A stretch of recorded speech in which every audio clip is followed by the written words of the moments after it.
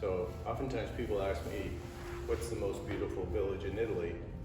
And I'll say, well, I don't really approach it that way. They're all beautiful. And even the most beautiful ones become less beautiful in an hour after you've seen them and they're too crowded. But what are you interested in? In Italy, that's being done at a very high level that has to do with that subject. Why don't you go look for those stories? Okay, that's the precursor to me going to a town, Pistoia in Tuscany, to look for a guy named Mario Martini.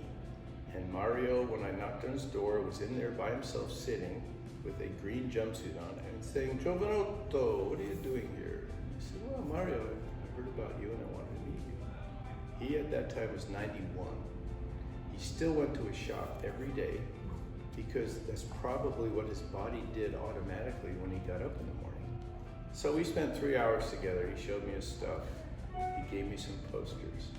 I wanted to buy a bike of his. He said, "Oh, I have no more bikes." And I said, "Well, there's one there that's interesting. That's a client.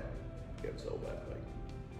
And I left, and he stuck in my mind for years. How's Mario? Is he still alive? Does he still have the shop?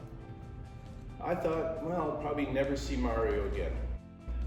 I'm going through Craigslist Italy, which is an interesting site. It's not Craigslist. And I see a frame called a Marini. And it's from Pistoia. I think that's gotta be a Mario Martini frame. So I click on it. I write to the guy and I said, "Is this frame for sale? Could it be from the shop of Mario Martini?" And the guy writes back, "Yes, he's my neighbor. I'm going to have lunch with him tomorrow. He's 94. I sent him a picture of him and I in Pistoia 3 years earlier. I said, "Tell Mario I remember him and see if he remembers me."